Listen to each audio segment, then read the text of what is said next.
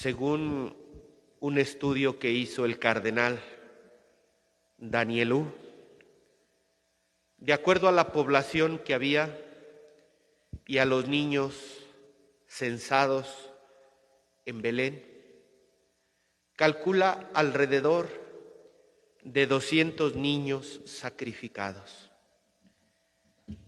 200 niños, un cálculo más o menos,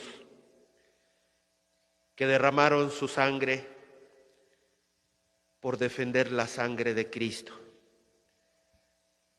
Y gracias a esa sangre que se derramó de los niños inocentes,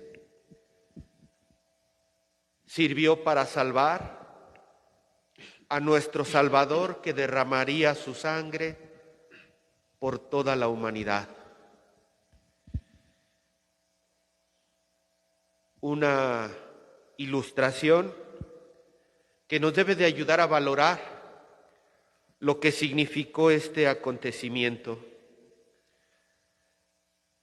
Y es que no es para menos. Cuando Dios entra en nuestra vida,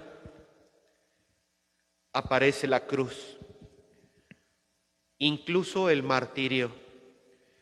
Por eso recordemos que el día posterior a la Navidad, al otro día de haber celebrado el nacimiento de nuestro Salvador, conmemoramos San Esteban protomártir, porque va de la mano. Si tú dejas que Jesús nazca en tu corazón, si tú dejas que Dios abrace tu vida, prepárate, porque aparecerá la cruz seguramente, y es posible que también el martirio. En el libro del Éxodo, aquel pasaje del capítulo 1 y capítulo 2, el rey de Egipto, cuando los israelitas estaban en Egipto, veía que el pueblo de Israel se multiplicaba, e incluso los israelitas eran tantos que llegaron a ser muy poderosos en la sociedad egipcia. ¿Y qué fue lo que hizo el rey de Egipto haciendo uso de su poder?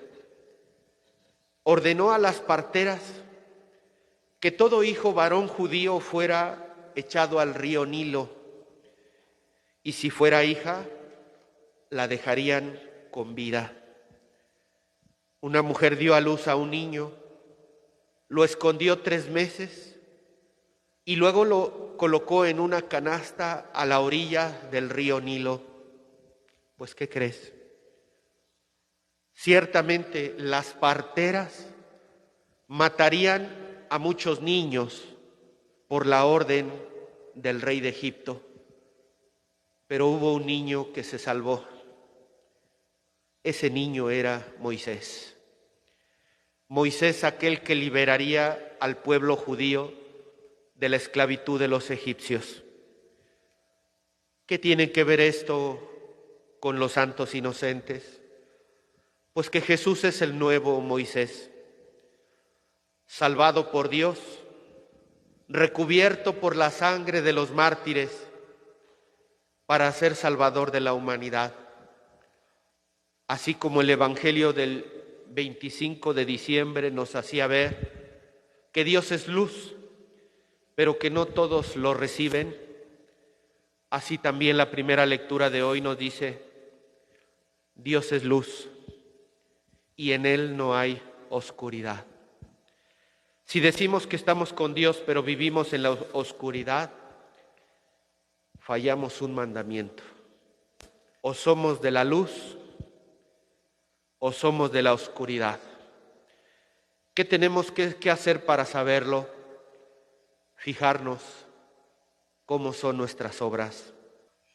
Egipto, tierra de esclavitud, se convierte en tierra de salvación, porque Dios se acordó de su pueblo cuando lo hizo permanecer en el desierto. Así como el Evangelio nos habla de aquella profecía de Jeremías, de Raquel que llora por sus hijos,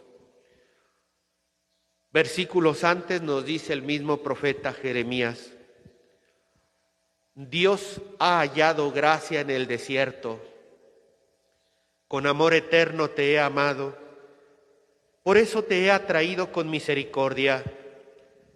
De nuevo te edificaré y serás reedificada, Virgen de Israel. Oíd, naciones, las palabras del Señor. Anunciad en las costas lejanas y decid: el que dispersó a Israel lo reunirá y lo guardará como un pastor a su rebaño. Esa es la actitud de nuestro Señor, que permite que experimentemos periodos de desierto, pero es en el desierto donde nosotros valoramos la gran providencia de Dios. Es en el desierto donde nosotros nos hacemos peregrinos, como la Sagrada Familia se hace peregrina al huir al desierto de Egipto. Y es así como Egipto, tierra de esclavitud, se convierte en tierra de salvación. No tengas miedo de estar pasando por desiertos en tu vida. No tengas miedo por caminar como peregrino en esta tierra. No tengas miedo porque la providencia de Dios está de tu lado, pues es en la debilidad donde resplandece la fuerza de Dios. Es en la fragilidad donde nosotros también estamos llamados a dar testimonio de Dios. Decíamos, o somos de la luz o somos de la oscuridad. De una llave, de un grifo de donde sale el agua, no puede salir al mismo tiempo agua limpia y al mismo tiempo agua sucia. O sale el agua limpia o sale el agua sucia. Un interruptor de la luz o está prendido o está apagado, o hay luz o hay oscuridad. Una ocasión para revisar nuestra vida y qué tanto guarda fidelidad con ese octavo mandamiento. No darás falso testimonio. Si decimos que somos hijos de la luz, ¿cuál es el testimonio que estamos dando de aquel que nos ilumina con su luz? No darás falso testimonio ni mentirás. ¿Cuánta gente, por ser fiel a esa vida en la luz, ha preferido incluso sufrir? Ha preferido incluso perder la vida. Pues bien, esas personas que prefieren mantenerse fieles a su fe y que prefieren sufrir o incluso perder la vida, se les llama mártires. Y hoy celebramos a los santos mártires inocentes, porque mártir es la persona que sufre o que muere por defender su fe, por dar martiria, palabra griega que significa testimonio. Son los cristianos los que dan testimonio de la verdad, prefiriendo el sufrimiento, prefiriendo la muerte antes que renunciar a su fe. ¿Hasta qué punto nosotros estamos dispuestos a cargar con el sufrimiento para ser coherentes con nuestra fe? Nosotros que somos conscientes, nosotros que somos adultos, nosotros que hemos recibido una catequesis fundamental. En el caso de los niños, son mártires porque dieron su vida por Cristo, porque la sangre de estos niños sirvió para salvar al Salvador. Pero también son llamados inocentes. Recordemos que nuestra Iglesia, a través del Código de Derecho Canónico, en el número 97, nos dice que el menor antes de cumplir 7 años se llama infante y se le considera sin uso de razón. Cumplidos los 7 años, se presume que tiene uso de razón. Si estamos hablando de niños menores de 2 años, estamos hablando de infantes que todavía no llegan a la edad de discreción. Son libres de culpa, no tienen malicia, no conocen el mal. El mismo Jesús nos dijo, de los niños es el reino de los cielos.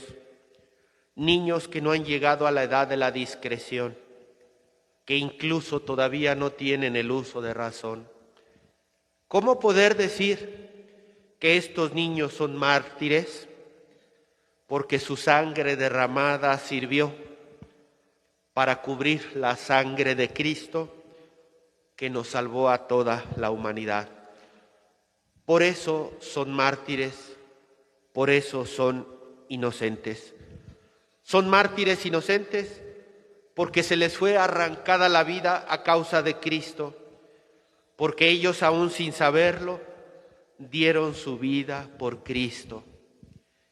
Y aquellos que dan su vida por Cristo, Cristo los hace sus testigos privilegiados, incluso aún en la infancia. Todavía no hablan, pero ya confiesan a Cristo y dan testimonio de Él. ¿Te has preguntado por qué Herodes mandó matar a esos niños? Primero, porque los que somos ciudadanos le damos mucho poder a los gobernantes.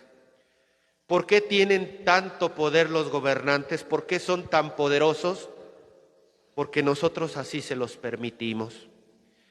Herodes, además de ser un gobernante poderoso, era un impostor, porque Herodes no era descendiente de la estirpe de David. Nosotros leemos en el segundo libro de Samuel, capítulo 7, que para ser rey de Israel se tenía que ser descendiente de David. Herodes fue procurador de Galilea y de alguna manera llegó a ser rey de Israel, pero no le correspondía. Y por eso tenía miedo que viniera el verdadero Mesías, el verdadero descendiente de David, porque él sabía que había llegado al poder indebidamente. Por eso quiere acabar como sea con el Mesías. Y por eso no se toca el corazón por derramar la sangre de tantos niños inocentes. Hoy día también vemos cómo muchos poderosos, con tal de perpetuarse en el poder, son capaces de derramar la sangre de mucha gente. ¿Qué podemos hacer nosotros? Decíamos al inicio de la celebración, en este tiempo de pandemia, muchos hemos perdido a seres queridos, que se nos ha arrebatado su vida de nuestras manos. Hoy los teníamos, mañana ya no estaban con nosotros. Muchos de ellos murieron inocentemente porque no tenían por qué haber perdido la vida. Una cosa es cuando el Señor nos llama a su presencia y de esa realidad nadie puede mover un dedo a favor o en contra. Pero otra realidad es cuando por falta de servicios de salud, por falta de medicinas, por falta de una atención fundamental, terminan perdiendo la vida. ¿Cuántas narraciones no he escuchado yo de personas que no debieron morir, pero a causa de una buena atención terminaron perdiendo la vida? ¿Cuál ha sido mi consejo para estas personas? Y no solamente en el sector salud, sino también aquellos que se les ha arrebatado la vida a causa del crimen organizado, a causa de la ola de violencia que azota este país. Ofrezcámoslo. Ofrezcamos esa vida arrebatada injustamente. Ofrezcamos esa sangre derramada. Ofrezcamos ese dolor sufrido por la pérdida de seres queridos que no debieron morir. Ofrezcámoslo a la preciosa sangre de nuestro Señor, que sirva que dé testimonio, que manifieste la presencia de Cristo en nosotros. Unámoslo a los sufrimientos de nuestro Señor Jesucristo, para que así Él lo tome en cuenta como parte de sus testigos, a quienes les concede el título de sus mártires. Pidámosle al Señor que a nosotros también, en nuestra vida de fe, no nos dé miedo el sufrimiento o incluso la muerte por causa de Cristo, pues es una realidad que todos estamos llamados a vivir. Que Dios nuestro Señor nos dé la fortaleza para asumir nuestro verdadero compromiso de fe, viviendo en las obras de la luz, dando testimonio de ellas. Un último pensamiento para el Señor San José, un hombre bueno, un hombre lleno de Dios, un hombre descendiente de David, que Dios lo llamó para ser el padre adoptivo de su hijo. San José, tal vez turbado todavía por lo que sucedió en este grandioso misterio de la Virgen que concibió y dio a luz un hijo, tiene que vivir otra travesía. Se viene la realidad de San José. Es el momento cumbre para este santo varón, hacer realidad la encomienda que Dios le ha dado, ser el custodio de nuestro Señor. Y así es como José, María y Jesús, la Sagrada Familia, emprenden su travesía hacia la tierra de Egipto, confiando siempre en la providencia de Dios, confiando siempre que Dios no nos dejará solos y que es en el desierto donde Dios nos llamará como a la mujer enamorada para esposarnos con Él y vivir unidos para siempre. Que así sea. Que así sea.